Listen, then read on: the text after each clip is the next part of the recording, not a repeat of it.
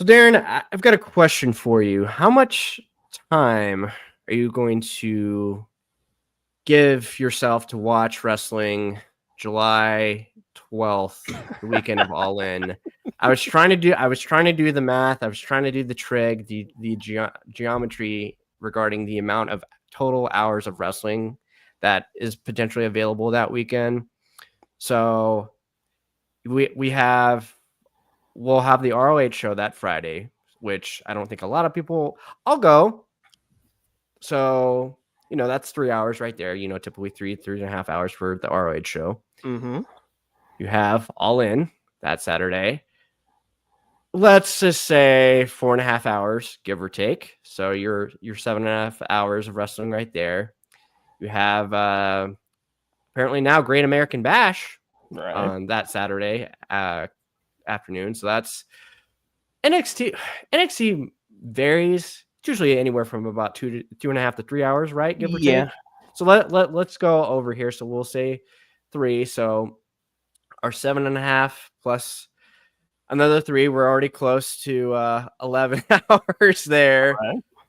Plus another 2.5. Or no, I guess 2 for Saturday night main event. They're pretty on time, at least. Yes. So they're 13, and then you have the Evolution show, which 2.5 hours, I guess. I'd say 3 because Sunday night and So it's I've already already a long weekend. Yeah, I've already lost track of all the math that we just did. So I think we're looking at anywhere realistically about 14 to 15 hours of wrestling. That's just what that I think we're at. That's a lot. For me personally, I didn't really have the energy or want to watch Saturday night main event on Saturday, just because I saw pretty much a lot of the complaints on the show where like 60% of it got eaten up by commercials, which that's a bummer. Yeah. And I really wanted to kind of watch the NXT show in full, Battleground, and I kind of skimmed through it, but then I made the time obviously for the main event, which was excellent, I would say, with Vicaire and Grace. I understand what WWE has done this for centuries now, or not centuries, decades. We'll say almost 100. It feels like 100 years they've been doing this. Centuries. I feel like they're not doing what they think they're doing. I understand ultimately they want to eliminate the momentum and making sure they're not elevating more pay for the wrestlers and blah blah blah, because they're owned by TKO and they don't ever want to pay anybody. I just don't think they're doing service to their fan base at all. And if anything, they're hindering people wanting to, hey, why, who is Trick Williams? I don't know. I don't have a chance to watch him. Like, I'm just speaking in terms of a fan, because sure. I went to this AEW show, and how am I supposed to go back and watch them? Because usually you can only spend so much time as a fan to just incorporate this. Now, shout out to Wade and people like Brian Alvarez, Dave Meltzer, Sean Rossap, and a whole bunch of other people, and even folks on the PW staff that will go pound out this wrestling. But like, after so much time, I can't speak for you, but I just feel like brain dead, where I'm just like, after watching like 4 to 5 hours of a show, you kind of feel like you need a break, because then you're not going to be able to really provide, an opinion or really have any insight, because it's like, after 5 hours, unless something just really get the show over, right? Yeah, unless you're going to get something different, right? What you can only add, the match was good. The very solid fundamentals, and when you get to that point, it's like, okay, I need about a 30 to 40 minute break so I can kind of just wind down. Yeah, they're definitely doing a disservice, because they have the most programming, so I think they have a lot to lose. People will start picking and choosing, and you're going to run into that. And a lot of it is skippable. For instance, the Saturday night's main event, they make a big deal of them, but they never really pan out. And That is my opinion, of course. The one this past Saturday, I mean, very skippable show. And when you start running these shows just to run opposition, you're going to start running into that. They're oversaturated as it is, and I think this will Right. just make matters worse. So I think they need to worry about their own yard instead of trying to. I mean, they're very successful. I mean, how much more money can they make Exactly. without running, trying to run somebody else out of business, and then you can make that might be the fatal error right there, trying to do too much. Yeah, and if anything, you're saturating your own product, and rather than kind of focusing on what they could do the best and present like their best product to serve their best fan base, it's just I saw some TikTok. I'm not much of a TikTok person, but I saw it shared on X where the gentleman, he seemed like very new to AEW kind of sort of, but he seemed like he was a pretty general wrestling fan, and folks in the comments might have seen the viral TikTok, but basically he was comparing prices to how he could get a floor seat for All In for $400, supposed to paying $800 for a Monday night, not a PLE for WWE, but a Raw. $800 for a floor seat for a Monday Night Raw, which if you would have paid $800 for this last Raw, which was like a third of the show is just no contest, DQs everywhere. I don't fathom why you would do that. Now, I had an experience during last year during the summer where they were really hot, and it just was like, oh, okay, it's kind of just a party scene, everybody's for the vibes, but eventually, and even in NBA Jam, there's a heat check. I just don't understand the people willing and wanting to spend $800 just to go to a Raw where you're not really going to get anything momentum like changing in terms of like a storyline. You're not now if you were getting The Rock, okay, fine. Like if you were getting Rock, Cody Rhodes, CM Punk, like if you were getting the big stars, I'm all for that. I can't fathom spending $800 just on a Raw or SmackDown right now. No, I mean, especially if you're taking like family and stuff, and that stuff adds up quickly. They want to put in food, parking, Forget it. souvenirs. I mean, you're talking $1,000 just to take the family out, and that's absurd for a show with no consequences, like a Right. Monday or SmackDown show, where you, as you pointed out, you don't even get to see all the big stars or anything. And at some point, the chickens are going to come home to roost for that. At some point, hasn't happened yet because they're still selling very well. But at some point, there's got to be a breaking point. And, Yeah, and I find it it's funny that I feel like AEW really went out of their way to not really be bothered about just accept the counter programming. During the post scrum, I'm sure you may have kind of saw like the notes from the scrum where one of the last questions of the media scrum at Double or Nothing.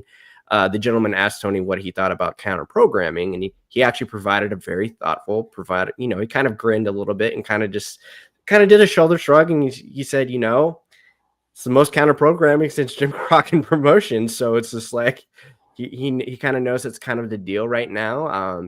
And if anything, I thought it was actually very beneficial that I think it'll potentially help viewership that bumping the start time for All In to 2:00. Well, I think that'll endear our folks in the UK because they will get to actually watch a show not at stupid 30, because I believe so with the 6-hour time difference, I believe it'll be like about 8:00 their time on a Saturday. So they will be a little bit more potentially inclined to maybe want to actually stay up and watch a show on and it's not a Sunday, it's a Saturday show. right.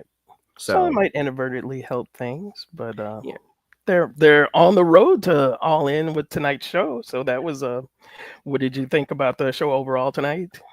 I other than we talked in our kind of pre-chat, there was like a finish I wasn't obviously like too fond of, but then if you kind of look at it on a whole, I understand. This was obviously like a very different show, like very obviously promo heavy, which is like good because they obviously have like several hours of television coming up with the Residency, the 4-hour Dynamite next week. They've got Collision that's taping tonight.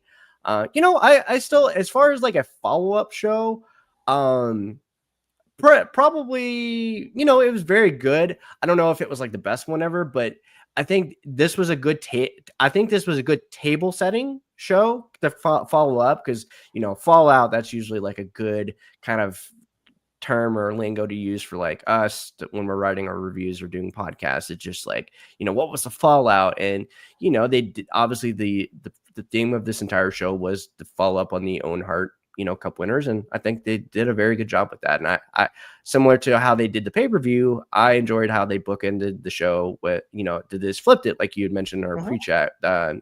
Paige opened the show, and then Mercedes and Tony closed it. And I really enjoyed that. And we'll talk more, what they said and their words here, shortly. But what did you think of Double or Nothing this past Sunday? Did you I always find it a very difficult to grade AEW shows because I know they could get to an A+, but I also want to be strict on saying, okay, guys, we know you realize you don't have to go 4.5 hours each time. Like, you can be great. Sure. You can be great right at 3.5 to barely 4 if you really, really wanted to. I still haven't really decided. I mean, I'm right now on a B+, but I could definitely go to an A-. The only complaint I had of the show, I was just obviously exhausted just because I was flying in. So obviously I'm kind of tired. Now, I will say I did really appreciate, normally what AEW does for the pre-shows, right? They will overload the pre-shows with that.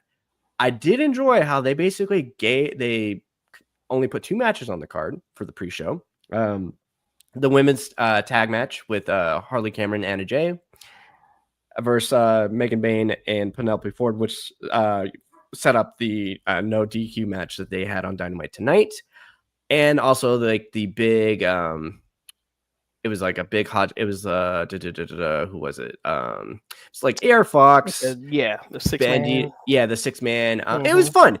But the good thing about it, Darren, like they put about, they spaced it out, I think about like 12 to 14 minutes in between. So like you weren't like exhausted. So I did appreciate that. So I do feel like AEW is listening because, they are the listening company is what the kids say. That's what they tell me, Darren. So I don't know. But as far as the live experience, I think that helped the fans there tremendously. I would say, for first time visit, as far as like doing the pay-per-view, fans were great. I don't know what the final number. I know it was definitely over 8,000, but I would say the only time they got tired was towards the end for the trios match. Of course that was kind of like, but other than that, I feel like they were pretty much up for anything, even though the matches that may have been a little bit more lighter as far as not like, it's not end of the world stuff. There was a good time. And obviously,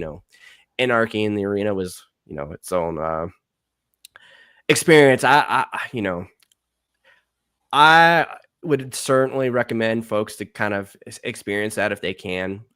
So I had the pleasure of doing the first Anarchy in the arena, Double or Nothing, and with when it was the oh god, was it it was Jericho's Stampede? No. This was Jericho Appreciation Saturday versus like Kingston, Danielson, Moxley. I forget who else was on their team. I forget, but yeah, that was the very first one they did where Jericho won, and he choked out Danielson to kind of set up their kind of mini matches throughout. That was obviously loads of fun because it was the first one. You have the iconic moments with Eddie Kingston, the gas can. That was obviously really cool.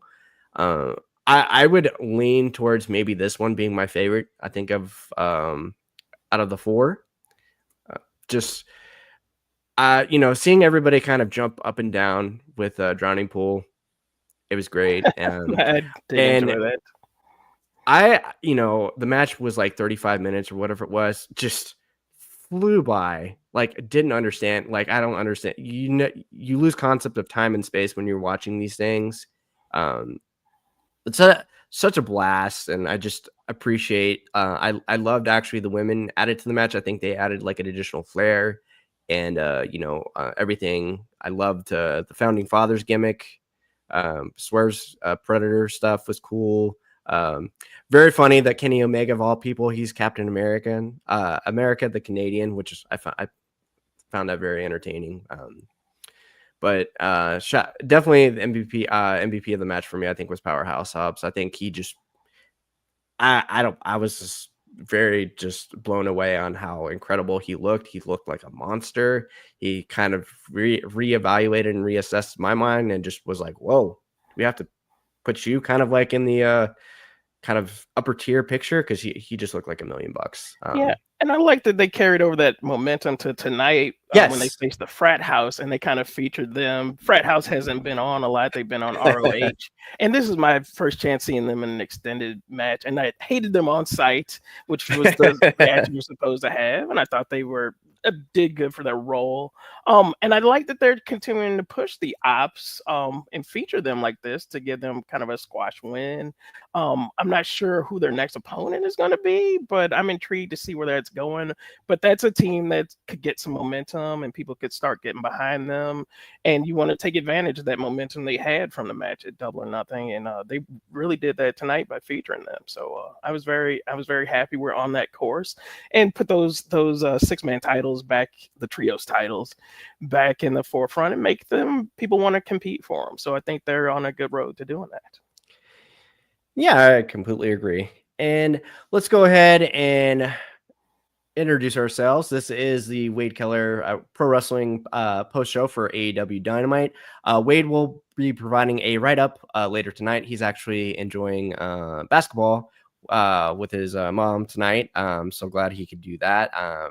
Myself and Darrin are filling in, and I feel like I'm getting the hang of hosting. So we'll definitely go through your comments here shortly. But those who don't know me, I'm Brian Zilem. I am a contributor to PWTorch. I do the hits and misses with Collision. I'm part of the VIP network with my co-host Amanda Jenny. We are the Collision Cafe. We'll have your weekly show tomorrow, where we'll go in depth and talk our AEW Double or Nothing, and then obviously talk the fallout of Dynamite as well. But Darrin, you do a little bit of everything for the site, don't you? Well, I mostly focus on the TNA weekly reports, and you can catch those every Thursday as the show airs on Thursday. And that's so I'm the Impact guy, or TNA, whatever they're calling it this week. So that's my main focus. You can always catch that, and I've been doing that for several years. Is it just should it just be WWE Impact at this point? Sure looks like we're headed that way, because I mean, it's starting not to be able to tell the difference. And yeah, Williams is champ, and I did TNA. I went to the Dallas show. I enjoyed that a lot. Because obviously Alexander and Santana and the I Quit match was very entertaining. The crowning of Joe Hendry was obviously a very cool moment. Jordan Grace's send off was obviously very emotional, but it was kind of just like a fun vibe. I feel like the momentum that they had, kind of like the start of the year, is kind of going the other way, whether that's kind of like their own doing, their relationship. It's a little bit of everything. It sounds it's a little bit of everything. But yes, Wade will have his report on Dynamite, if not later tonight, tomorrow. Be on the lookout for that. But for anybody that's interested, that wants to subscribe to PWTorch VIP and to gain access to Wade's full audio to start to finish of a TV show with his segment by segment analysis on the Wade Keller hotline, please go to pwtorch.com/go-VIP.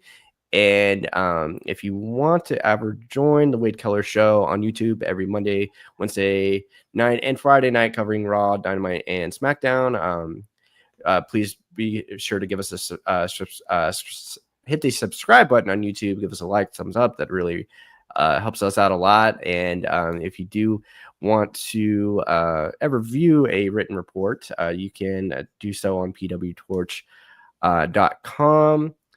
And if you ever want to get in contact with Wade Keller, you can email him at wadekellerpodcast@gmail.com. And the email for the show is PWTorch NXT. Oh, I'm sorry, that's the NXT Gmail. Sorry about that. Just bouncing around a little bit.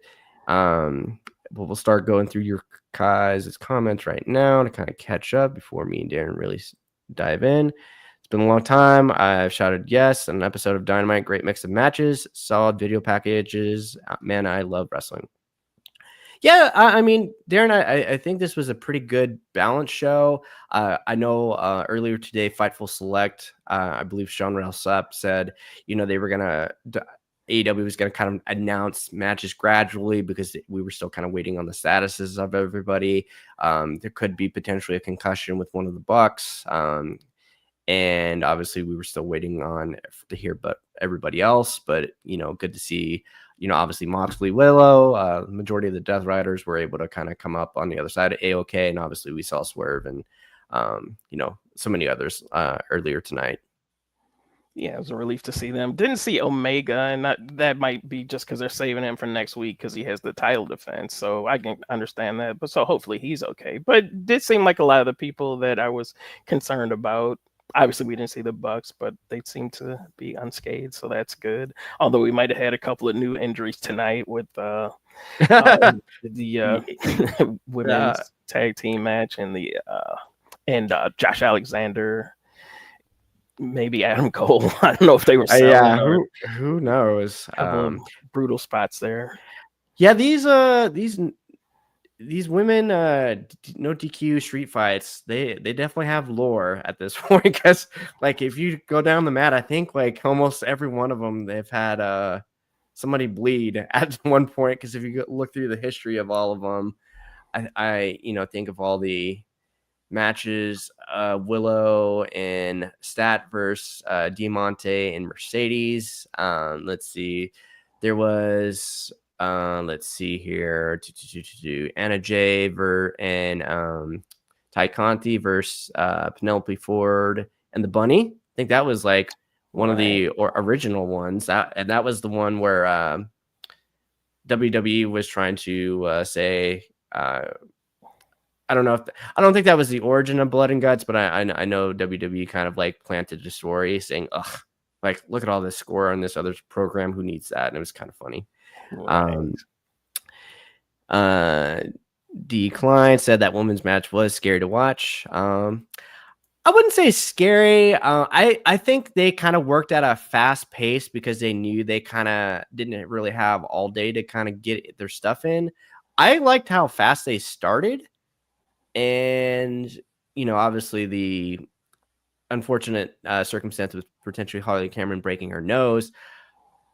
I hope maybe she can kind of add to that because I feel like that added, some drama, at least towards the end of the match where, the crowd got really behind Harley Cameron. But, I thought they really worked because the match went, I don't think it even really went more than 10 minutes, I don't think. But for the time that they were given, I thought they did the best they could.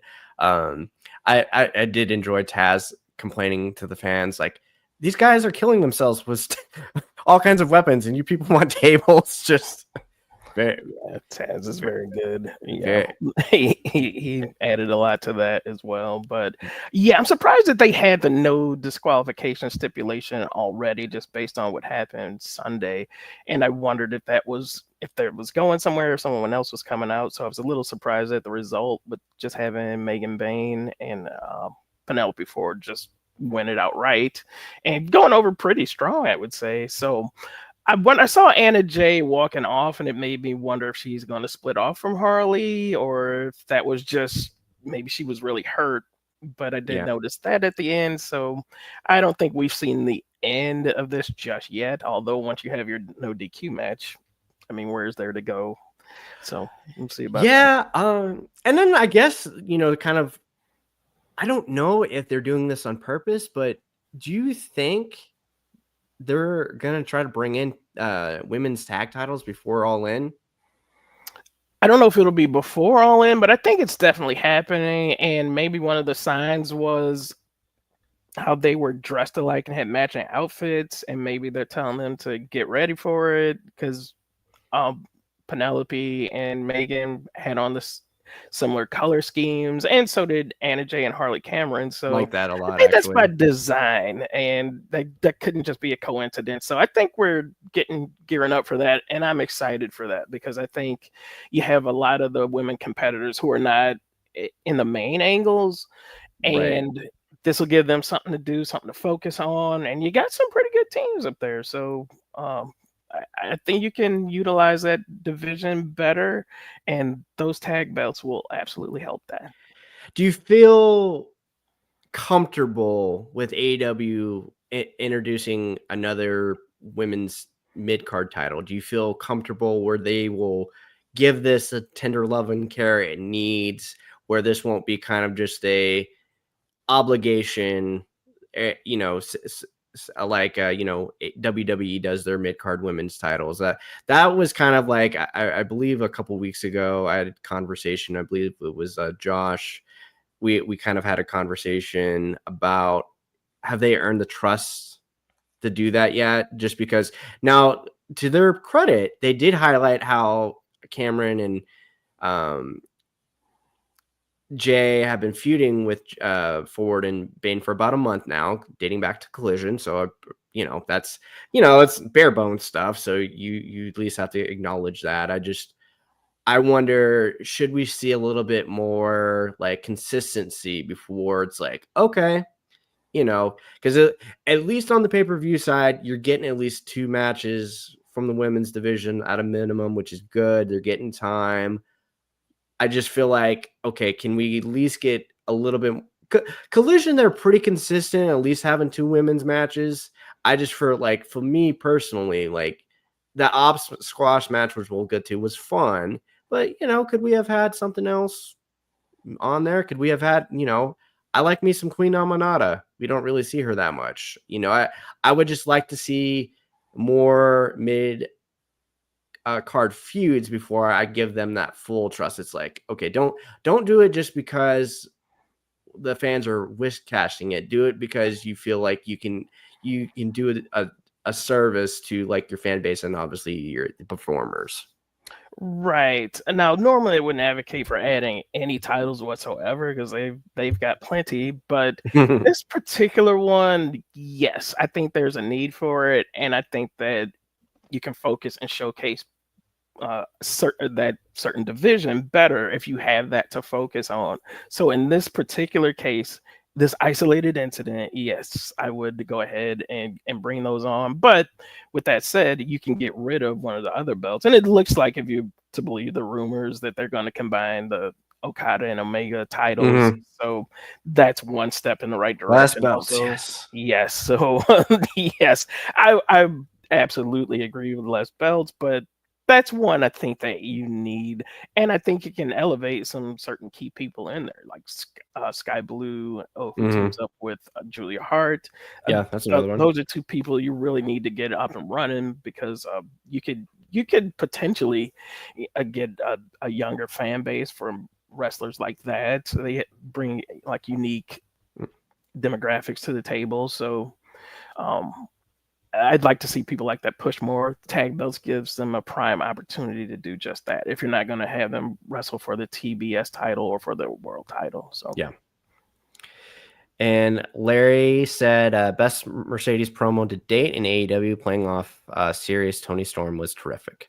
We will definitely get to that, but let's go ahead and dive into the show, Darren. So show actually opened up, like we said, with Tony Schiavone welcoming Hangman Page to the ring. I thought this was another great promo from Hangman Adam Page. I love his facials, the way he emotes, just very, very good stuff. The key points of the promo: triumph, triumph, triumph. It's fleeting. It's moment. It doesn't last long. You're on top of the world one night, you wake up in the next morning, and then you realize it's past. But so is defeat. So I really appreciate him hammering that home. And basically, one of the key takeaways is Hangman Adam Page made the babyface promise, Darren. So we got the babyface promise and said he was going to beat John Moxley for the AEW world, world title at All In. And I also, because throughout the last few weeks, Hangman Page has been kind of saying, the past 2 years have been lost. I like how he said, you know what? Actually, it's been the last 3 years I've been trying to find myself, which is pretty much the last time he's held gold, which Right. is kind of really crazy to think about. I didn't honestly mind him actually giving up the Owen Hart belt. I think it's for Mercedes to kind of hold it. I think it's more it fits her. But I do appreciate Adam Page acknowledging, hey, this is a cool opportunity. This is going to get me where I need to go.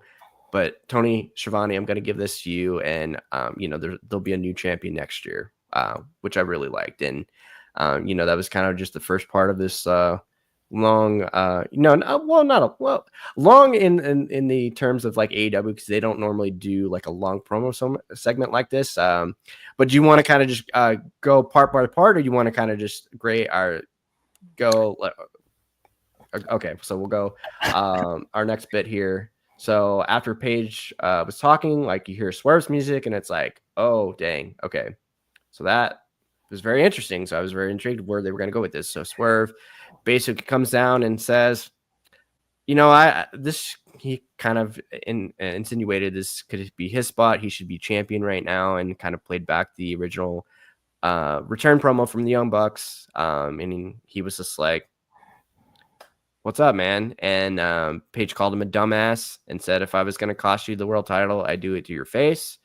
And, you think they're going to come to blows. And all of a sudden, Will Ospreay comes to be, try to calm down everybody. And Ospreay was obviously teased later for the night. And he kind of stepped in between guys and said, Swerve, you're like a big brother to me. And I just have to let you know, like, Hangman would not do that. He's not that guy. When you're in the ring with somebody like that, you get to learn their personality. And I learned more from him when he came back to the ring to pick me up and shake my hand. And I know he didn't do that. And Swerve still didn't believe him. And I did enjoy Ospreay trying to convince Swerve and saying, look, man, you need to just admit, it's not me, it's not you, it's him. He has to do this. It's not us, but we can help him do this. And then I don't know if it was a little too on the nose to say, hey, people are starting to get behind us and believe us again, which I probably want to do a little bit more show, not tell, but fine. Like, that's fine. Like, which they're trying to build off of obviously good vibes and good PR, which I completely understand. But I thought Ospreay played his part very well. And, he had to get in between Swerve, and Swerve stormed off and left. And, Swerve was basically yelling and said, I will never work and help this guy at all. But very, very I'm fascinated. Something I didn't expect. I thought we were kind of just getting maybe kind of like that first part of the Hangman promo and call it a day. But I'm very, very interested to see where this leads. Is this leading to blood and guts? Is this leading to Swerve and are we going to get some super 6-man trios match at some point? Maybe, I don't know. Are we going to eventually just get Hangman Swerve versus the Young Bucks, which I assumed we were getting at All In, but that's obviously not the case anymore. But fascinated to see. But good all around, I would say, Darren. Yeah, I really enjoyed that segment, and I thought everyone played their role very well. Hangman just continues to impress me with just top level promos. His delivery is excellent. The way he emotes, it just kind of draws you in, and you really believe what he's saying in those promos. And it's just so important to just draw people in like that. And you can tell the people are really getting behind him on this title chase. I like that he put over Ospreay as the guy that he now believes could also win the title. And I thought that was very important to make sure that Ospreay doesn't become a background character and kind of fade off after taking a loss. This makes the way he framed it, made Ospreay continue to be a big time player, and of course the people love Swerve, and he played his role as being very skeptical, Yes. because that's what his character would do. So that's very consistent. So I was happy to see that he's now just not going along with to see Hangman winning the belt just foolishly. He has some skepticism, as naturally he would have. So they did very well together. I like that. I guess it was Ospreay who said they have one shot at this, and I thought that was kind of funny. It's like, well, there'll be more title shots coming, but they kind of framed it like the Avengers, I guess, and this is in game or something. I liked it. Where you've got one shot to get this right, and so the big time players have to come together to defeat Thanos. I guess that's Moxley, and so I liked it. And they made that title match seem like a big deal. This is their one chance to get that belt out of the briefcase and back in circulation. So I thought it was a home run segment. I really liked it. Were you okay with kind of letting Hangman kind of just let the segment breathe, where there wasn't actually any interaction with the Death Riders tonight? I mean, obviously you have 7 weeks to have them interact, and it had been so long, but I'm sure you saw the old segments and promo battles of Hangman and Moxley already surfacing, where Adam Page is hitting his hand and saying, "I am a man, damn it," and I forgot how a lot of their stuff was actually very, very, very good. So I'm intrigued to see how they basically approach this. I'm hoping, as Wade and I have joked several times on the Dynamite post shows, Darren, like for the longest time, I felt like John Moxley was Dick Dastardly, like just from Hanna-Barbera with this evil mustache, because it was a crime spree, because they were like kidnapping people, trying to pour bleach on everybody. The only thing that they didn't do, I was waiting for John Moxley to tie Beth Phoenix to the railroad tracks, and then like it just the circle of life would have been complete. But I would say the past month and a half, Wade has hammered this home on the post shows for Dynamite of late as well. The Death Riders are showing vulnerability, and they're a little bit more, they're less wacky, which is good. And I feel like John Moxley is not doing his Death Rider soup, like, because some of those 10-minute promos I was just very confused and lost. And it's like, John, you're one of my favorites in professional wrestling. Like, sell me I know you can kind of heel promo in your cadence. That's what I want to see. I don't want this House of Black cadence and Death Rider soup. It was not to my liking. Yeah, and to go back to your prior point about Moxley, I'm glad that they didn't have him square off against Hangman immediately, because we've got a long way to go. And so I like that they're establishing this backstory that the good guys have to get on the same page before they got to get it together before they can even go into battle. And I prefer that they do it this way to pace themselves, and they're doing very well at that. As the show overall, I don't think gave away too much, and this was a prime example of them not giving away too much with the 7 weeks to go. They're setting the table, and as we'll get on to the Tony Storm segment, I don't think they gave away too much either. So that was kind of another theme of the night, not letting the big stars get them out there, but not letting them give away too much. And I thought that was a good move. Yeah, Chris Johnson in the comments, on the positive side of the ledger, I thought the opening segment was great, and Tony Storm is a treasure. We'll get more to that later. But yeah, to kind of overlap the opening segment, we had the typical, actually, AEW party match, which was the Death Riders version, Gabe Kidd, Marina Shafir versus Willow Nightingale, Mark Briscoe, and Mike Bailey, of all people. Strange bedfellows of babyface tag teams, but I like the addition of Gabe Kidd on the Death Riders, Darren. I don't know where you're at with that.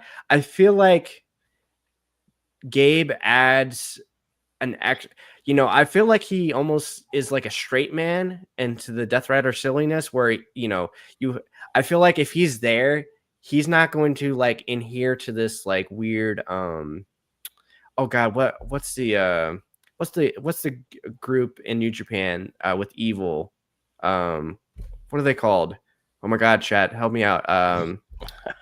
House of Torture. Okay. Yes. Yeah. Like, you know, I feel like he's not going to adhere to like nonsense, which I'm just like, okay, yes, like let's have the Death Riders be like semi-serious. But opener, you know, is an 18-minute opener. Good spots. I enjoyed the chemistry Willow and Gabe Kidd had of all people. I'm kind of interested to see Mike Bailey versus John Moxley. I thought they surprisingly had really good chemistry. And you know, Darren, I'm sure you've seen more Mike Bailey on television than I have, but I continue to be amazed on how well he's fit in kind of like the AEW universe. I will be honest. I thought his match with Okada on Double or Nothing was perfect. I had 0 notes. I loved it. I mean, I groaned when I saw the match. I was like, oh, God, guys, come on. We got to have another match on this card, but like 16 minutes, no fuss. I just enjoy how I believe Mike Bailey understands his assignment and role. Yeah, where he's just going to be consistently that middle of the card person who, you know, can get some wins, take some losses.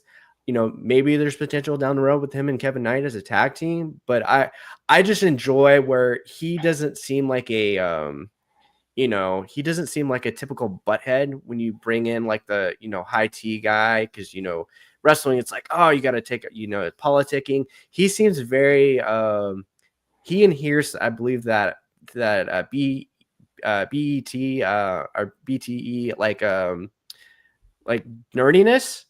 Like, you know what I mean? He seems like a nerd in a good way, kind of like how Kenny Omega is and how the Young Bucks are. I just feel like he vibes correctly in that universe, and you know, he's obviously extremely talented. I was hesitant to say, you know, what does he do? Is he gonna be able to offer anything? And I don't think he's had one bad match in AEW so far. And no, I will say I was a little bummed that, you know, Mark Briscoe continues to eat pins, but I guess he kind of understands the excitement. And that was one thing I think I was blown away at the pay-per-view, Darren. I couldn't believe, you know, because I looked up, and during the stretcher match, I turned to a colleague that was sitting next to me in the media section, and I said, wait a minute, what's that on his head? Is that hair? I was dumbfounded that he actually had hair, which is really smart because everybody likes to yell, "You're bald," and that's, you know, if you're bald, you're a heel apparently in AEW, which is very funny. So good job, Ricochet, Claudio, and whoever else is bald in AEW. I just, that made me laugh quite a bit, but very fun opener, I thought, Darren. Yeah, I thought that match did what it was supposed to do. Got people engaged. You saw some good moves, and it put over the Death Riders and shows you that Moxley's still a threat. He needed a win going into their biggest show of the year, and he got one over one of the beloved favorites. Mark Briscoe and Mike Bailey are just 2 MVPs of some of the recent shows. People are really getting behind them, and I was glad that they're getting showcased. You pointed out that they're kind of framed as mid-card talent, and that's true, but I think at some point I could see them getting some title shots and breaking through. They got to obviously get whoever's booking, Tony Khan, whatever, behind them to actually do that. But if you were to focus a storyline on maybe one of the lesser pay-per-views of them going for the belt, I think you'd really have something, because those two guys, you can beat them repeatedly, and I think people are still going to get behind them, because Bailey just has just kind of a humbleness to him, an earnest attitude that you really want to see him do well. And Mark Briscoe, everybody knows, I mean, he's very established. People know the deal with him. People love him. He always puts in great performances. I think you could get, if you focus the storyline, you could get a lot out of those two. And I'm just glad that they're getting showcased and not just getting run over or anything by any means, but and Willow Nightingale as well is getting some momentum too. So, and I've liked how she was showcased at Double or Nothing and here tonight. And I think some title shots are in her future and some spotlight too. She's signed again, so that's great. It's So I great. wouldn't be Yeah. surprised to see more of her in the spotlight. And I think this is just the beginning for her too. So that's a great team. What do you think they're teasing with this? Obviously they showed Stat kind of in the background backstage watching the match. What do you think the end game is with this? I know we talked earlier about the potential women's tags, and obviously Stat did win that match against Willow, where Stat didn't realize there was any type of shenanigans involved, so there's still potentially unfinished business there. I wonder what the end game is with that and where they will end up on the All In card, because I love both of them. I love Stat. I love Willow. I feel like in the history of AEW, I will always remember that Chicago street fight they had, because I remember I don't know if you remember Dave Meltzer's tweet after that great Pac and Will Ospreay match, where he said, "God bless whoever has to follow them," and then they And they ended up did it. having. They sure did. They had like I don't know if it was a 5-star match, but it was, to me, considering like what they had to do to follow something that great, and they were just like, "No, we got it." So, and then speaking of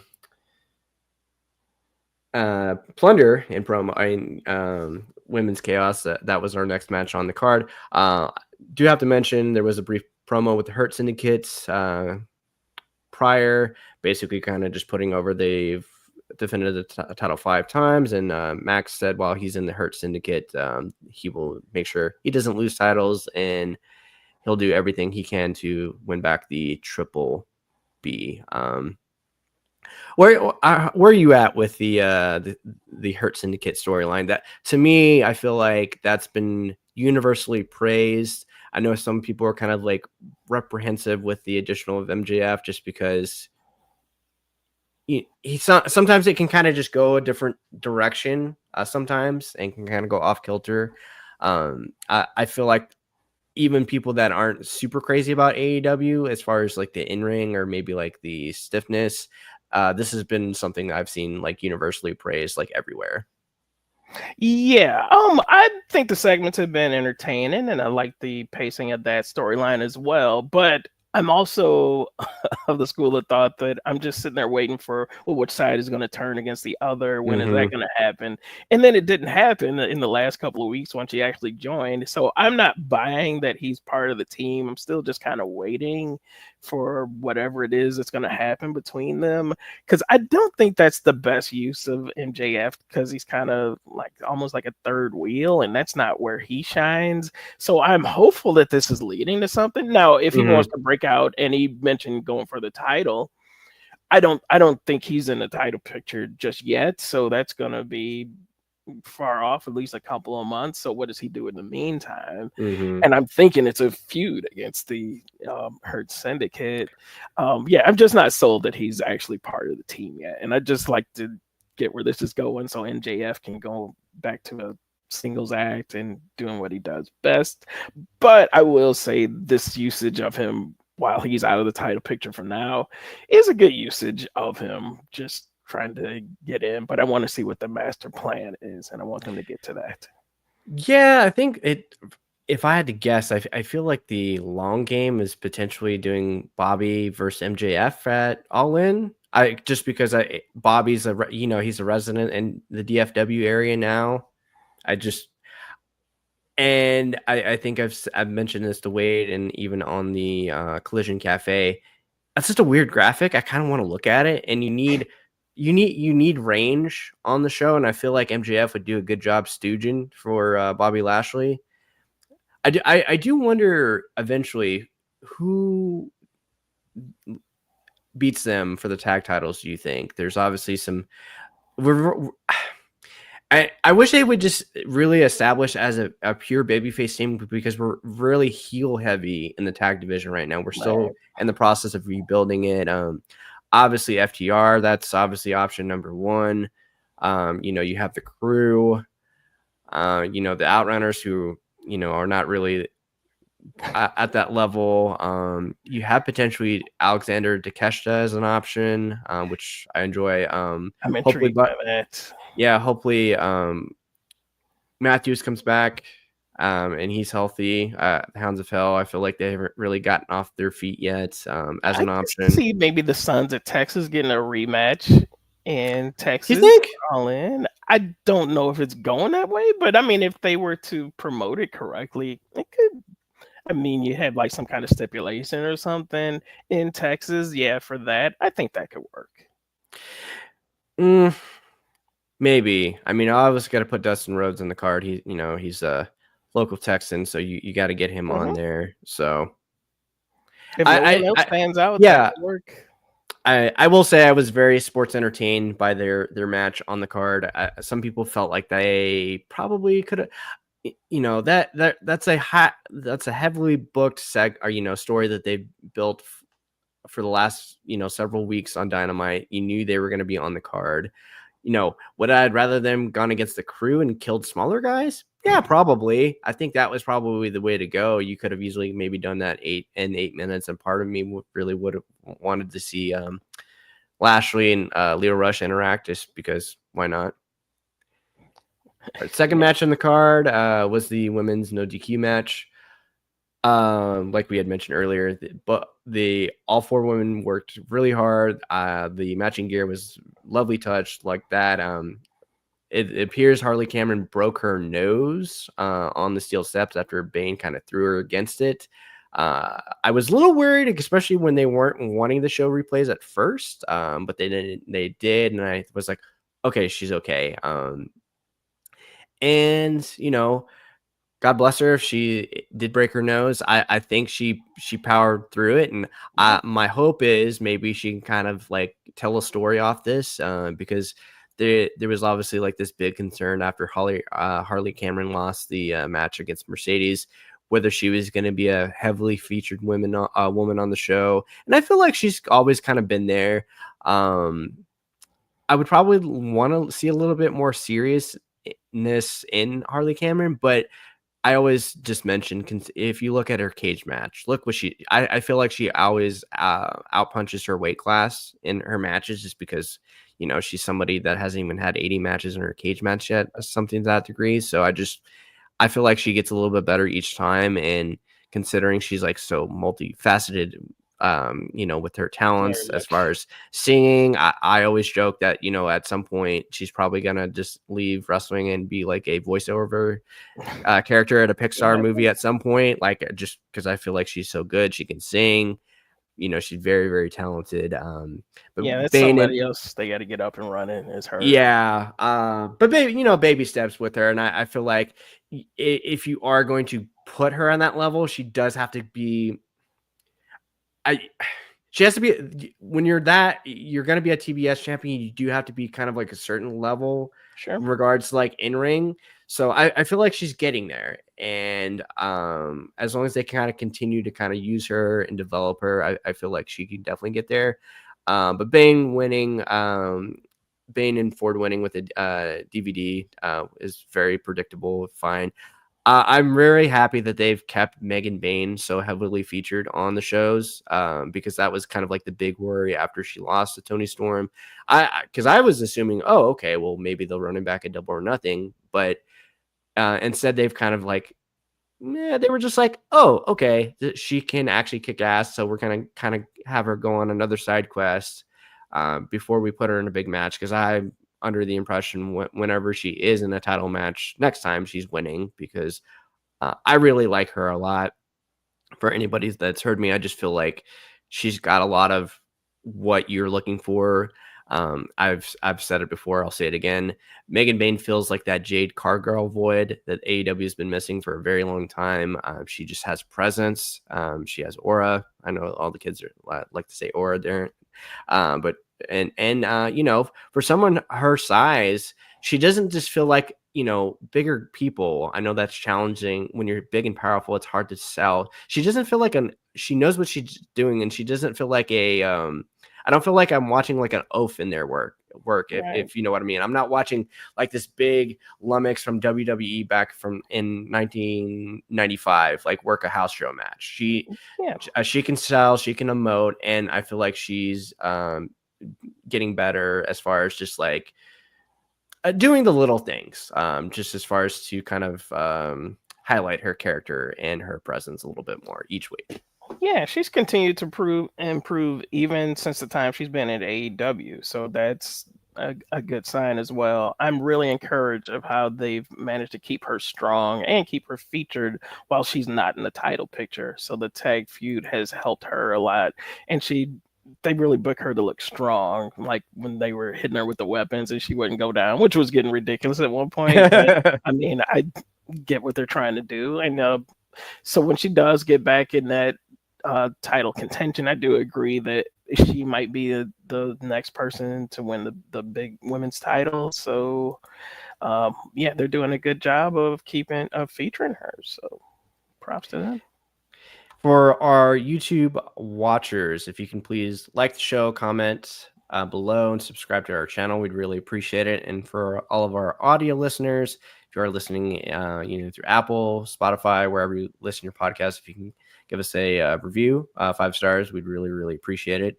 And like myself and Darrin, if you are interested in working or writing with the Torch, volunteers are welcome.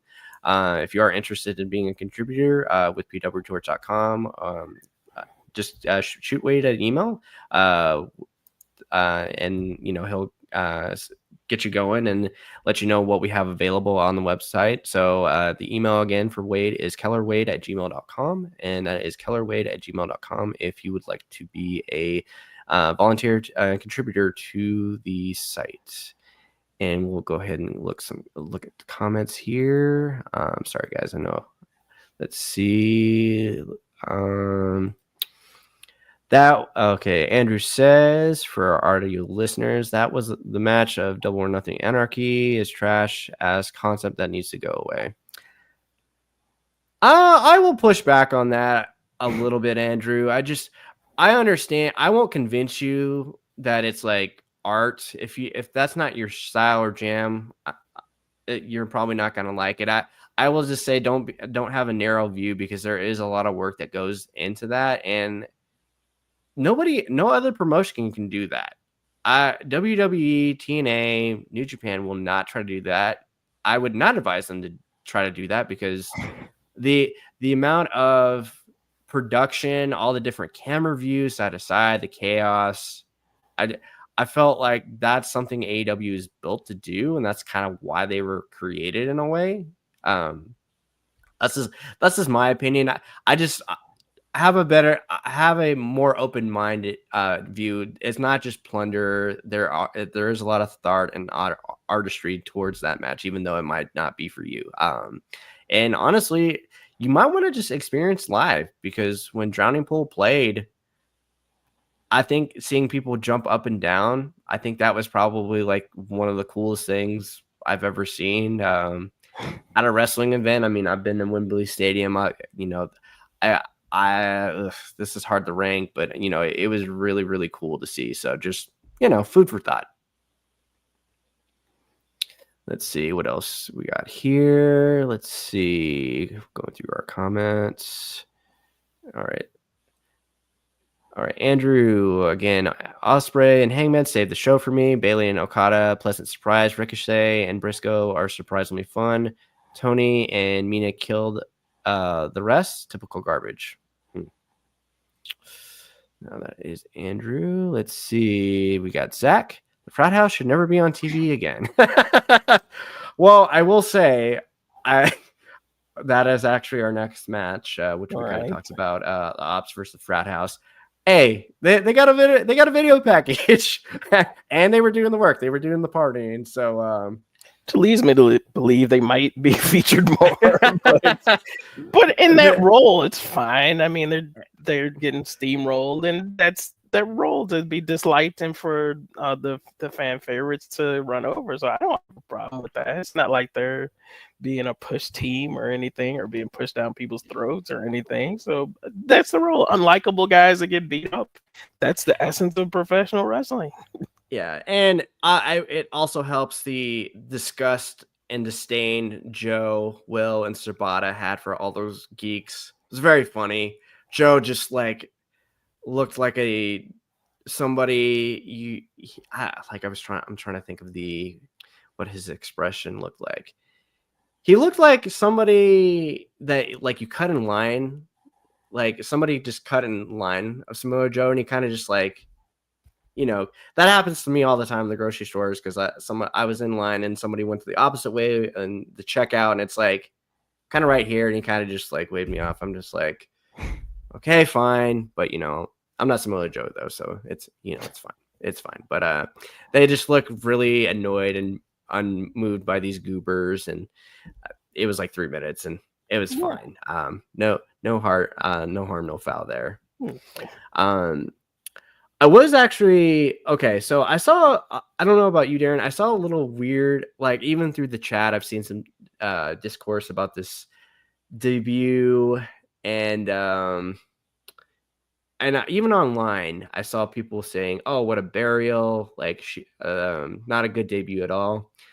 But we had Jamie Hayter come down to the ring. She was going to talk to Renee Paquette, and Renee was asking her, hey, what's next for you? What happens next?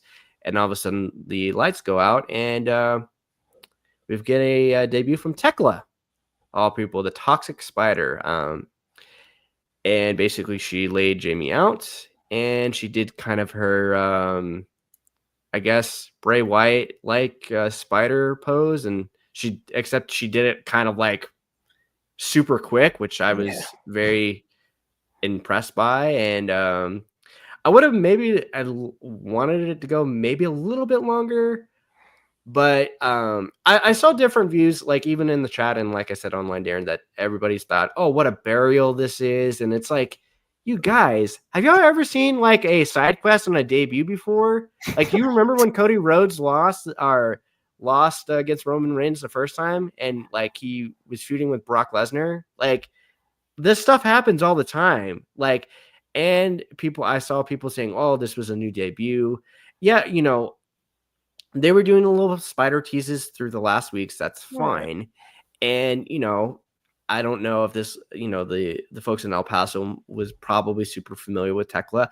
I'm not either. Like I'm not. All I know is she's very charismatic. I've asked for match recommendations. I would love to, if I can sit down this weekend and watch some, I would like to, see what she's about.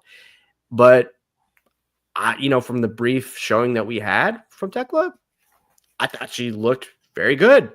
She seemed, good presence.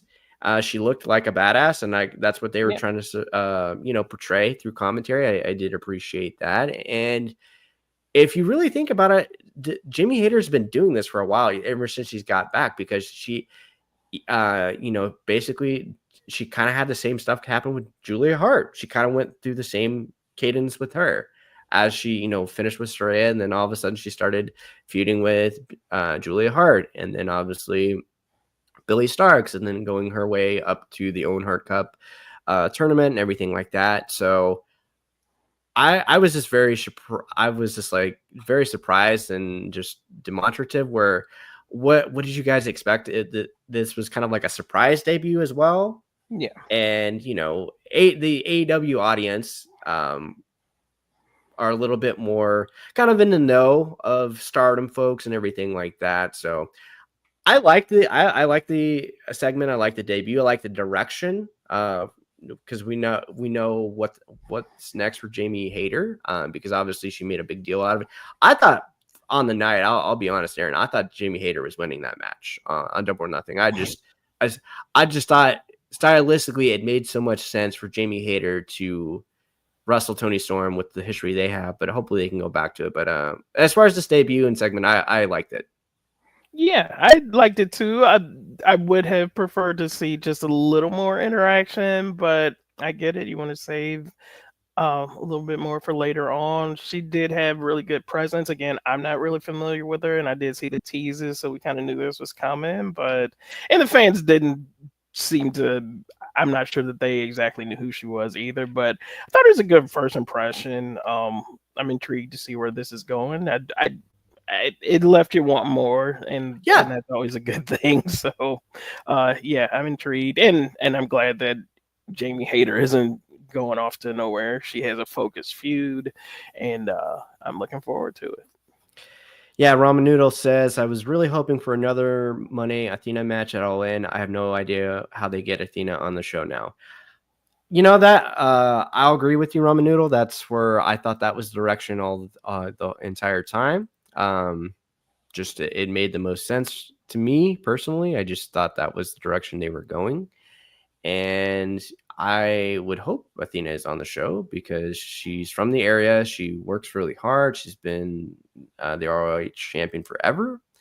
I think there's probably ways that you can kind of get that. And I can, maybe we talk about that briefly, Darrin. What do you do with the TBS title potentially? Do you just let Mercedes just kind of carry on with all the titles? I was trying to think of a way she can kind of lose the title but not lose, which I roll my eyes, but it seems very clear at this point. Mercedes isn't losing clean unless it's against Tony Storm, or she's like potentially losing the AEW World Women's title at some point. I was thinking potentially they could do some type of casino gauntlet gimmick where she's actually wrestling in it, and maybe she just loses. She's in the match, right? And she doesn't get pinned, but she loses the title. Mm-hmm. So maybe this is how you set up Athena winning, which I would love that. I mean, I would prefer her to win the TBS title at All In, but maybe this is how you can set up like a Statlander, a Willow, and then maybe you just do a ladder match of some kind. I'm trying to like think outside the box on how we could get all these women involved on the show. Yeah, I'm intrigued. I was wondering if they do a gauntlet match as well, because you've got to do it somehow. And on this one, give them more time, because the last time they tried it, it was like 10 minutes. Yeah. I'm like, oh, that didn't Yeah.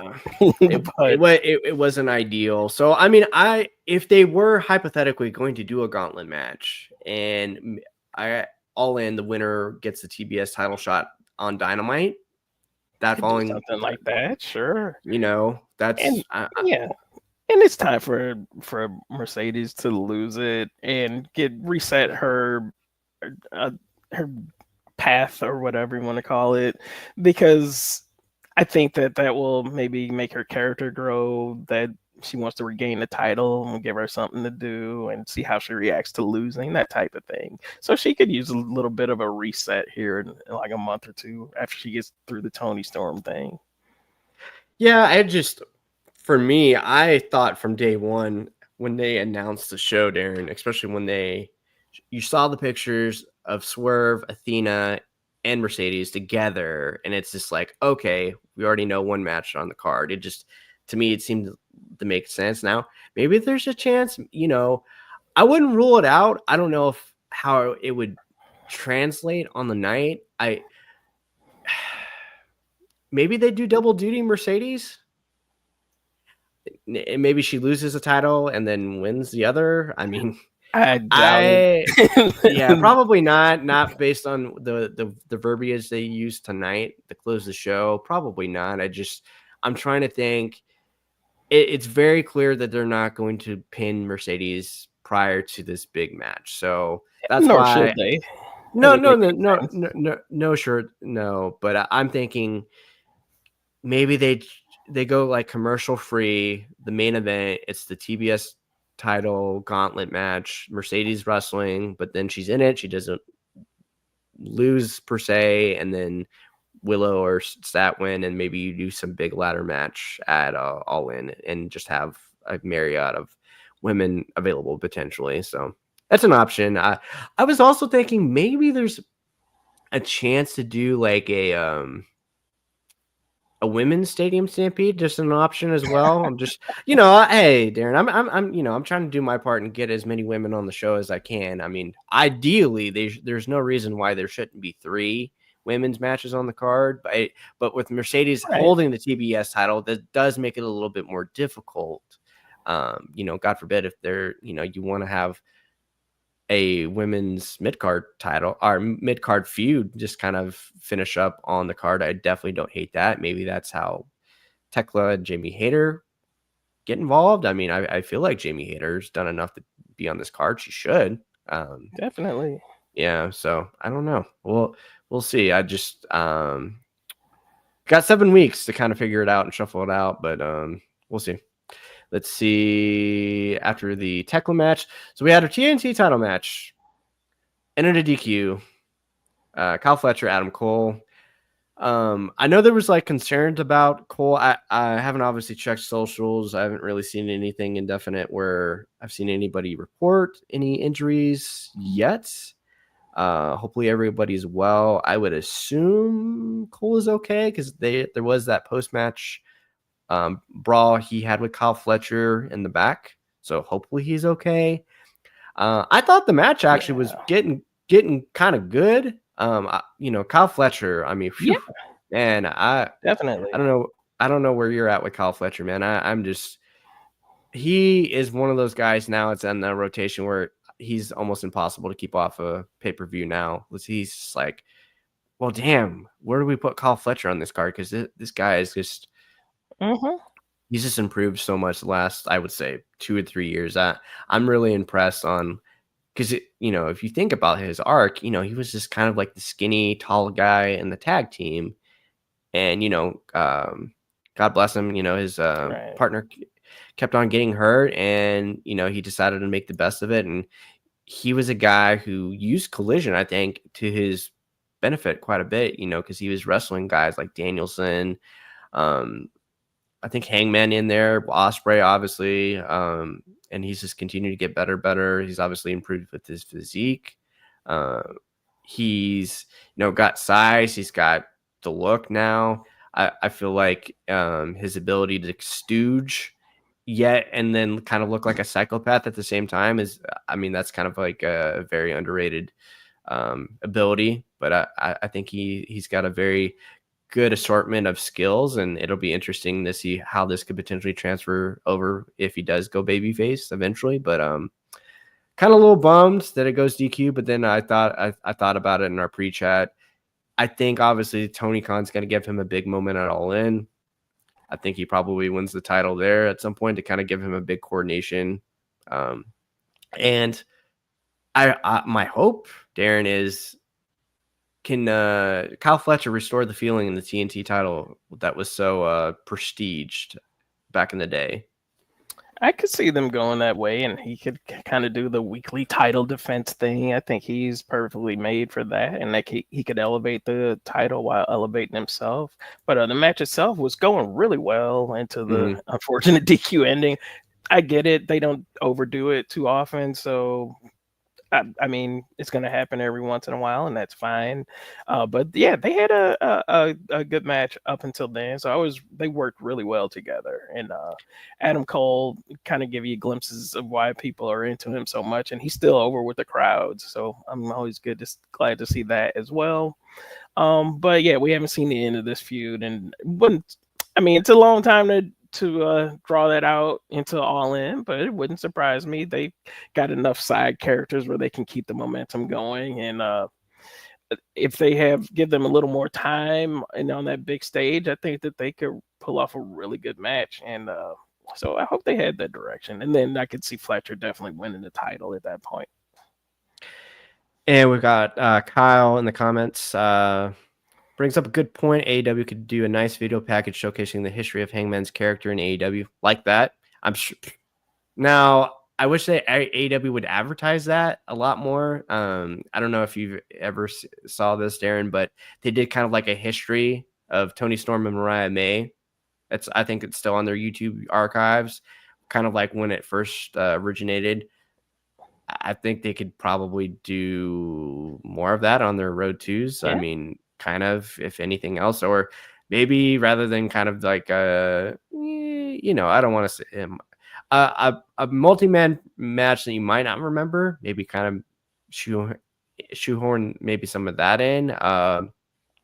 Or if you can, ask True TV and say, hey, can we just like run this stuff for about an hour on your show to see what it does, and Couldn't kind of hurt. just this is the history of Hangman Page, and have like Renee Paquette or Excalibur Taz kind of run through it. I don't know.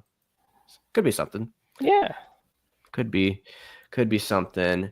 Let's see. And obviously the run-in of Josh Alexander costing Kyle Fletcher the match with Adam Cole led to Brody King coming down. And then obviously that immediately set up their match that they had. And the winner obviously would get into the four-way for the match against Omega next week for Fyter Fest, the four-way for the international title. I really liked the match that they had on Collision a couple weeks ago. I really dug that. It was just hard-hitting stuff. Obviously hopefully everybody's okay, because good Lord, they just beat the crap out of each other at some point. And lo and behold, Brody King, who always gets pinned, won a match. And I think I like the results. I think Kenny Omega actually works really well with big men. I'm intrigued to see what the other participants will fill out. Yeah. I assume Claudio will get in there, which I'm just like, I like Claudio, but a part of me almost wants all the luchadors and like Brody King to be in there just to see what it looks like. Just because Brody King just killing a bunch of I think we'll get at least one. Yeah. And I don't know. I feel like I want to see Commando do his dive, and then Omega just drill him with a V trigger. Could be entertaining. Yeah, but I'm looking forward to that one as well. Because no matter who you put in there, you're gonna have some quality people. But the match itself, they were working very well together. I mean, you got two more of the what I consider MVPs, Brody King and Josh Alexander, who do a lot of the hard work on Collision and Dynamite. And I was glad to see them get a spotlight. They had the in-ring main event, and I think they certainly delivered. Glad to see Brody King get a pinfall victory, because he's been taking a lot of losses lately, and fans are getting behind him. They started doing the chant afterwards and everything. So he's another guy you could build up for title contention at some point. He's a guy that people get behind. When Murphy comes back, or when Matthews, whatever it's called, there'll be a strong tag team could challenge for the belts and everything. But in the meantime, I'm glad that King is getting a spotlight. Yeah, I agree. I'm a big fan of Brody King. I'm hopeful, he's he could be a guy eventually, maybe win the C2. He's always been kind of like a low-key MVP of those tournaments for me. The match that he had versus Danielson last year, or no, I'm sorry, it was the year prior, was excellent. Saw that in Garland. Love that. And I think it was even Brody King and Claudio from the first C2. I think that was my favorite match of the that entire first tournament. I like me a big man. Brody King is just, he works that kind of stiff stuff, and it looks like whenever he does the cannonball, it looks like it's death. Yeah. It's death, but I like the Hounds of Hell though. I like Julia. I'm glad they've still kept that group together after Malachi Black's departure. I still feel like there's something there. Definitely. Especially since they don't have to talk spooky, like soup salad or word salad, whatever Malachi Black was doing at the time. So there's that. And, look at that. We're already at our main event segment. So Mercedes Monet comes down, and she's basically in her nice little cowboy attire, tassels. She actually came down in the lowrider. Shout out to Eddie Guerrero, because obviously he's from El Paso. That's Mercedes' favorite wrestler. I think I timed this around. It was about 8 or 9 minutes. I thought this was actually a very good first interaction with these two.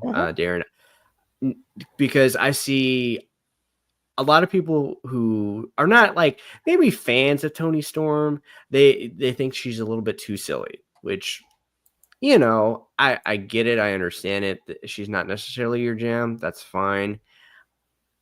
I thought this was a very good, well-balanced first meeting with the two.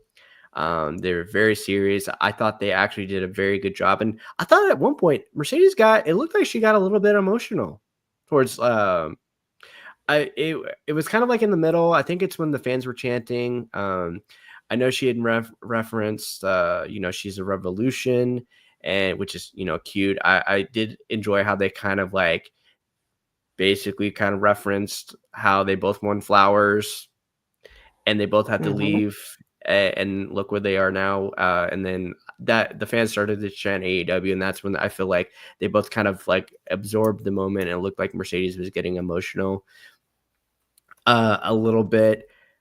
I thought the line that Mercedes had, her Tony's hips are not wide enough to hold the money train. I thought that was a cute little line. But basically just how Tony was like, "Hey, I've been here. Why did it take you so long for you to say hello?" And then Mercedes basically saying, "It's not on your time, it's my time because I'm the CEO." And it was, Tony Khan did mention actually during the post media scrum that the Toni Storm match is something Mercedes has wanted before she even signed. So obviously, Tony did bring that up during the promo.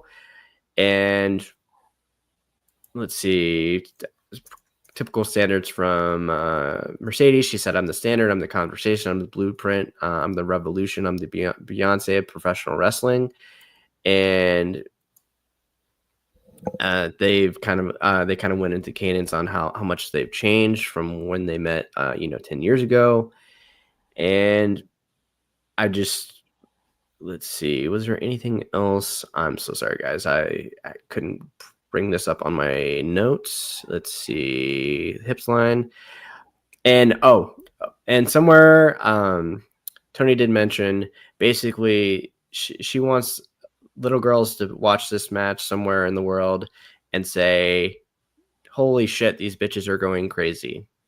And they basically kind of put it on the table, and they want to have the greatest women's match of all time, which I think they could do it. I feel like people are going to take that and kind of run with it in bad faith, which is like, come on, guys, what are we doing? And it kind of made me think about some other things that we'll touch base on here momentarily, Darren. But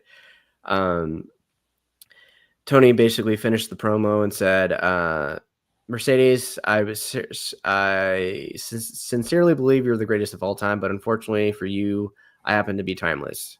Tony, you may call yourself timeless, but what you deserve is your time to end, and I'll see you at All In." And that was our first little interaction. Obviously, they attempted to get a little physical. Tony kissed Mercedes' glove, left a little lipstick, and then they attempted to skirmish a little bit, and Mercedes ran away. But that was our first interaction. I thought, in terms of just kind of toning down the seriousness of the Toni Storm character, Darren, I thought this was probably the best outcome for this first interaction. I saw the amount of time they went. I thought they touched a lot of different threads that I want to see more of. I feel like I don't necessarily need to see them get physical like Mercedes and Jamie did. I feel like there's a lot of emotion that they could tell. I saw a lot of old interviews come up where it was like Mercedes and Tony from like years ago. I wonder if they can kind of do something with that potentially. I don't just continue to pull out these threads, like make this a big deal. And I think the work, I mean, I don't really think they need to sell me on any physicality because I mean, Toni Storm is great. Mercedes is just she's in her form. I think she's in her prime form right now. So I feel like I don't need to see any physical interactions with them at all. Maybe there's some type of tag team interactions that they could have at some point. There's 7 weeks in between All In, so there's that. But good stuff, I thought, Darrin.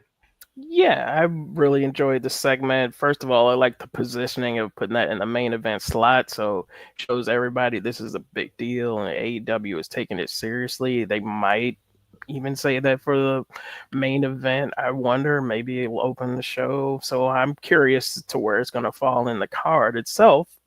Tony was more serious. I thought that set the tone for such a big match that she's dialing back the character just a little bit, just to show that she's very serious, taking this as the big deal that it is, that it's being promoted as. They didn't go all out trading insults and that kind of thing. So they're kind of, I felt like the segment was almost just a teaser of what's to come. So good pacing once again, like the show overall, kind of like I said before, and it leaves you something still for future interactions because they're going to have another face to face at some point, and they still have material and insults, good insults they can draw off of, and that'll be coming. So no need to put it all out in the first interaction because we got weeks to go. So they did that very well, and at the end of it, gave you just enough physical interaction where they weren't brawling and out in the stands or anything, just trading little moves here and there, and thought it was good. So overall, a big hit of a segment. So a good start to the feud. Yeah, I'm just amazed that Toni Storm has kind of fine-tuned this character where she can make the cadence and make everything, and make all of her character actions make sense. First off, because I don't think anybody else could do this character and then try to deliver a promo in this cadence. Like I just don't. I think she's mastered like this entire gimmick, and I think she's a genius, honestly. And she is, to me, she's like one of the best. She is one of the top stars in the company. It's not even like a women's thing anymore, because you saw the reaction. Like, she gets the biggest reactions in the arenas. It's like, it's not even just like everybody's behind the character. It just, she's that good with her gimmick, with her in-ring, and she does the work. And I liked how they're, lofty expectations. I feel like there'll be some bad faith grifters say, oh, well, this wasn't as good as the Evolution show, or just whatever. I mean, if they really wanted to put everything on the table, God, do you think they would even consider putting this on the main event? It's possible. I would not rule that out. I ultimately don't think they will, but they might even do the thing where they bill it as a co-main event or something. I could definitely see that happening. And I mean, you got two of their biggest stars, so there's a chance. Now, hypothetically, let's say,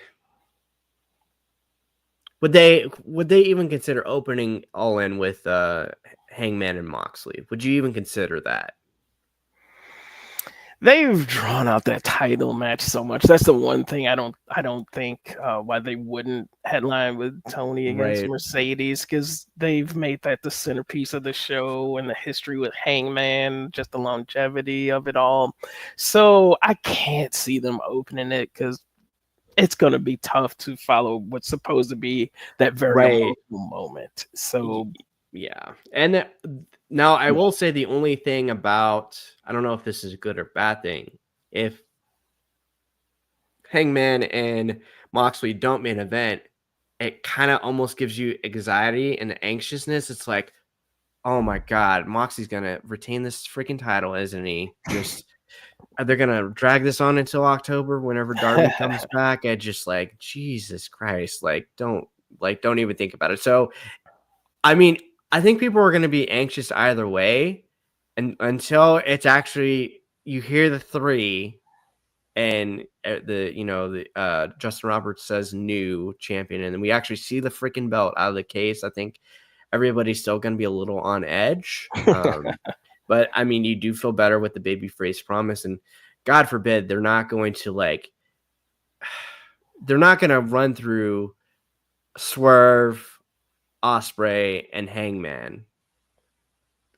They're just not, because this is going to be one of their biggest shows. You can't do was it WrestleMania 39 that Cody lost, or was it 38? I'll lose track. Yeah. Well, the first match against Roman where he lost, you can't do that. I think AEW is a little bit more self-aware and understanding that you have to send the fans home. This is a big deal. Their first big stadium show in the US. You can't really do anything squirrely or like have Death Rider bloodline shenanigans occur. They want to make their fan base happy. They want to feel like they're invested. And, Hangman, to me, has always been the main character of this entire promotion, Darrin, which is weird because I was not a Hangman guy at first, because when the promotion debuted, I obviously dabbled in New Japan a little bit, and I was just puzzled. I was like, this is the guy they're gonna push, and I was like, oh, okay, he's fun in the ring, and as he kind of showed more emotion, more like himself on television, being the anxious millennial cowboy, being vulnerable, like through all of his struggles personally as a man. I just feel like the promotion itself feels like, I don't want to say whole, but it just feels like it feels like itself. That Hangman Page, I think I've always had discussions with Wade before, Darrin, that he to me is always the main character of this entire promotion. He is to me, he is AEW as it at if supposedly we have to win back the soul of AEW, kind of makes sense for Hangman Page to do it. I'm appreciative they kind of did drop that goofy narrative where it's not like this power struggle. It's like, oh, the company sucks. We have to I'm glad they've kind of pivoted away from that, because it was very very sports entertainment pilled and not the fun way. So I'm glad they've kind of pivoted away from that. Yeah, they definitely course corrected and making it seem like, you want your heroes here to get that title back from Moxley and his team. They're trying to destroy, or whatever their goal is. I don't know if it's trying to destroy whatever, but yeah, they've kind of course corrected, and they think it's starting to show, and hopefully the attendance starts picking up, and it seems like the ratings are doing okay. So, and people seem to have a good enthusiasm and buzz about it. So, and since that is the main storyline, it's very important, and I think that's headed into their biggest show of the year. They're in a good direction. Any matches that you're kind of wanting to see on All In? And we've already talked about like the men's and women's Owen. Obviously pitch potentially like a Hurt Syndicate type match. Like, what would you want to see on All In? Like, is there anything that they could put on this card where it would make you want to go to the show? Well, the big matches are pretty much taking shape, so we kind of know where they're headed. But I hope that FTR takes on Edge and Christian, and I'm not sure how we would get there, but that's what I'm looking forward to. And then I don't know if it's men or women's, but I'd like to see one of the gauntlet matches, because those always deliver, and this is a perfect time to get some of those people on their biggest show of the year. So, with outside of what's already kind of crafted and where you can see where everything's headed, I would say those two would probably do it for me. Interesting. So, what do you do with the Young Bucks? Because I just again assumed that you were getting the super tandem of Swerve and Hangman versus the Bucks at All In. What do you do with the Bucks now? I wouldn't be surprised if they got thrown into some kind of ladder match or some type of thing like that with multiple teams, because I'm not really sure, unless they're going up. I guess Swerve he seems to be tied in with them somehow. So if he got a partner, I guess they could go that route. But maybe the multiple team deal. Well, I've got one option. Now, I guess you could potentially go Swerve and Osprey versus the Young Bucks. That sounds Yeah, delightful. you could do that. Yeah, Now, and that that's would another certainly one. deliver.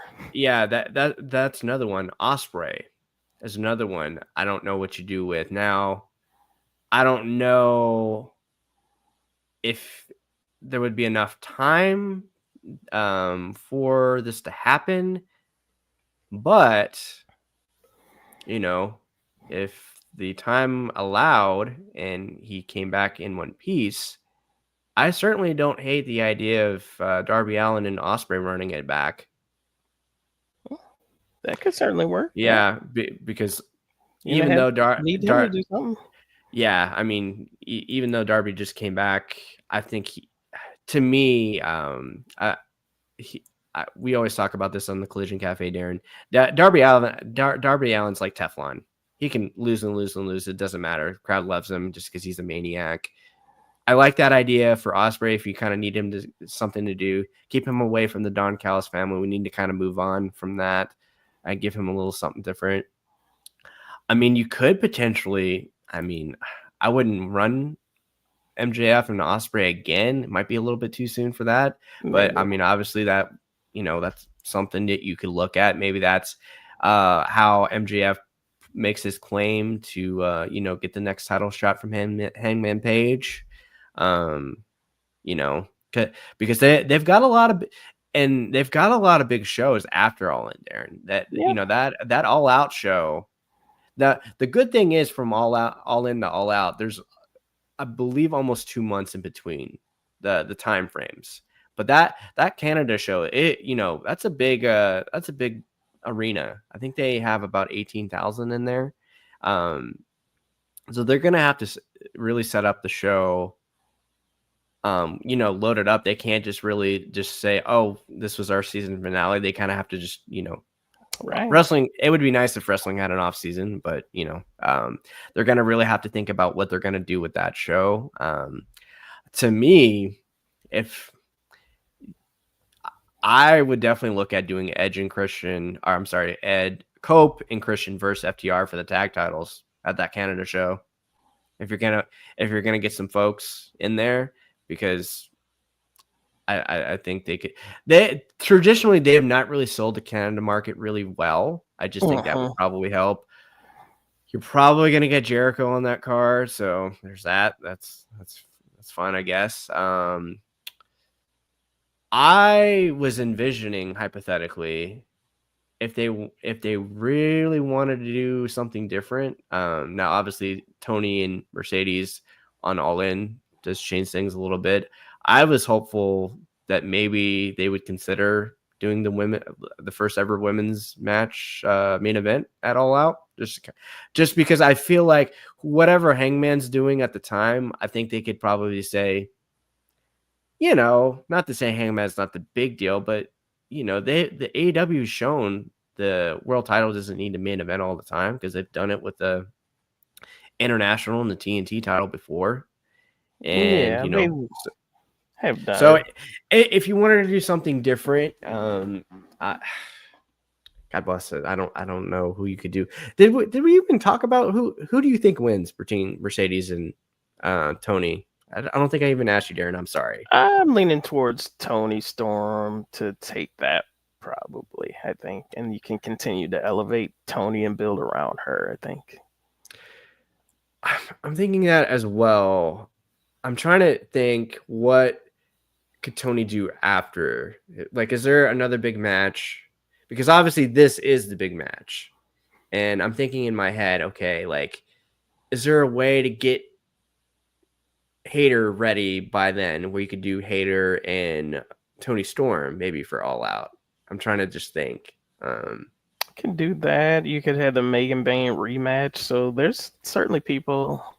You got Athena still waiting. So you got some contenders still. Yeah, I mean, they're obviously they just did Mina.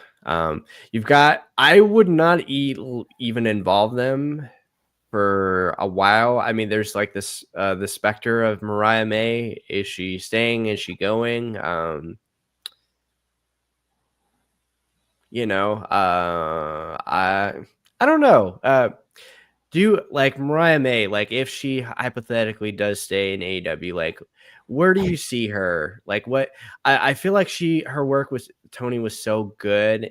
Anytime Tony wasn't involved, her work wasn't as strong. But we always had the argument. I just felt like they weren't as invested in the booking with Mariah when Tony wasn't involved. So I would agree with that. Yeah, if she were to come back, I'm not exactly sure what what role she would have.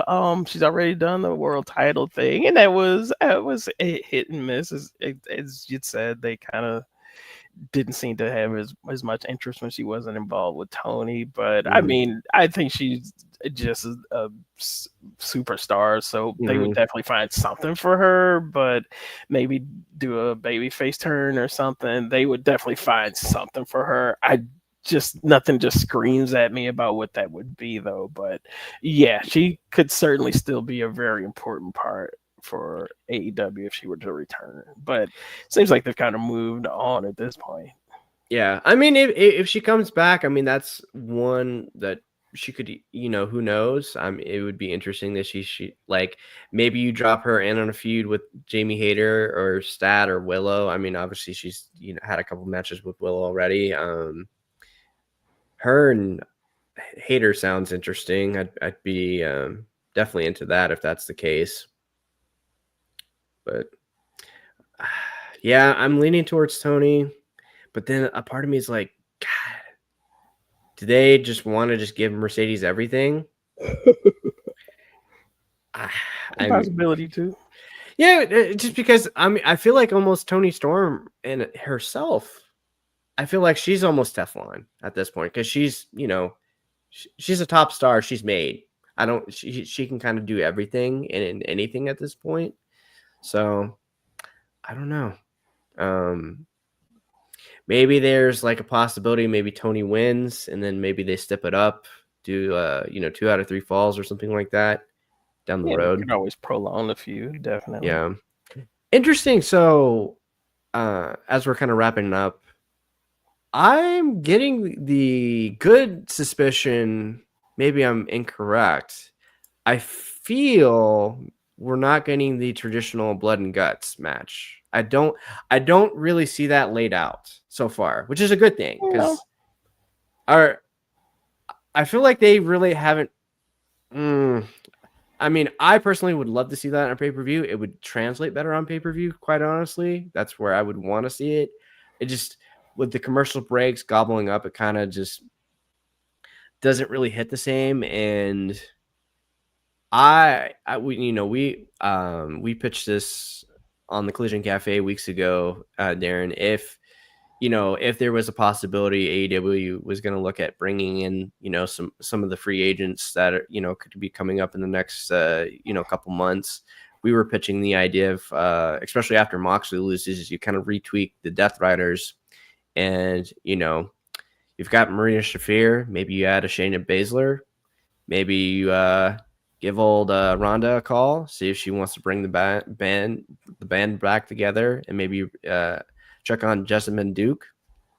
And you do like to me, I want to see some just organic, because everything's kind of just been just so forced as far as annual. It's like, oh, that time of the year we have to do Anarchy in the Arena, then Blood and Guts. It just feels like overkill just a bit. It just feels like, okay, we just did TLC. Now we have to do Hell in a Cell because it's branded Hell in a Cell. You know what I mean? Right. And you don't want to fall into that. You want to have those matches when it matters. Right. With so much shows already announced, and you've got the upcoming residencies, and you've got all the Texas shows before, I don't really see it right now. And I'm happy with that. And dare they think about doing that at All In? Do they dare? I just don't see how it fits. They just don't see a natural feud for it. And it's something, as you say, other big shows are coming. So you, instead of just jamming it there, save it for one of the other shows. Yeah, just like, don't make it an annual thing. Make it like where if it fits the feud, do it then. And I'm willing at this point to kind of, if Anarchy in the Arena is the traditional May thing, fine. But then, just fit this in when it can. I feel like I want to see where it actually makes sense. And honestly, if it's like the main event of a pay-per-view, fine. Like, and like we had mentioned before, you don't need necessarily the world title to main event. So I'm gradually getting a little bit happier that we're not going to see it now. Could that main event or the opening angle potentially set up something more with the Bucks? I don't know. Maybe. I just kind of feel like they introduce some type of situation where Hangman and Swerve have to team in Blood and Guts. I guess, but I just feel like maybe the moment for them to kind of like give each other the nod makes more sense at All In potentially. If Swerve is kind of finally like come to grips with helping him, maybe you do it then. But I'm really okay if they don't do Blood and Guts. Yeah, I would agree. Yeah, and let's just check out the chat here. Toni Storm is more genuine in her timeless character than Mercedes as a human being. I mean, I like Mercedes a lot. I think sometimes I think she's better in a sit down situation, like anybody, honestly. Like if she's in a sit down situation with Renee or Tony or Shivani, I think her persona might transfer a little bit better. I think where you're coming from, Chris, you probably want to see a little bit more. I don't know, relate character like you want to relate to Mercedes a little bit more as a person, and hopefully with those threads in the promo we can kind of like get behind her because eventually people are gonna want to cheer for Mercedes as a face. Although like the first introduction wasn't like necessarily great, but she's her debut. Of course, she's gonna come in as a face kind of thing. I feel like maybe there's a lot of good stuff there. What would you want to see for Mercedes entrance on All In, Darren? Because obviously, something I've given zero thought to. Yeah, well, I mean that's just what I'm thinking of. Which is funny because obviously that weekend, Beyonce is doing that concert in Atlanta, where Evolution is. Which God bless those ladies. I can't imagine trying to deal with that in that downtown Atlanta traffic. That sounds miserable for people to kind of deal with and try to navigate. Yeah, because I know at this point Mercedes is going to keep it pretty tight-lipped because she mentioned that one time she wanted to get Cardi B to do something, and of course that next day Paul Levesque got Cardi B to do something on Raw or something on SummerSlam, and I think Mercedes said, I'm gonna not like spill my beans because they they're gonna not be very nice, which completely makes sense. Let's see, anything else on the chat? And that's all the comments, and that was AEW Dynamite, everybody. We really appreciate you guys hanging out with us on the Wade Keller post show for AEW Dynamite. Like I mentioned earlier, top of the show, Wade will have his write-in analysis for the show, if not later tonight, tomorrow. So just be on the lookout for that. Darren, anything you want to plug or promote before we get out of here? No, that'll do it. You can catch my TNA Impact TV reports on Thursday evenings. That's about it. Yep. And I will have our weekly VIP show with Min and Jenny at Collision Cafe tomorrow, and we'll make that available for the VIP subscribers. And if you're not a VIP subscriber, consider it. It's really cool. Get all the fun archives, audio, all the writings Wade's ever done, interviews. It's really cool to kind of go down the rabbit hole. If you're not a VIP member, you should really consider it. And again, this has been Darrin Lilly, Brian Zilem with the Wade Keller Pro Wrestling Post Show, and we will see you next time.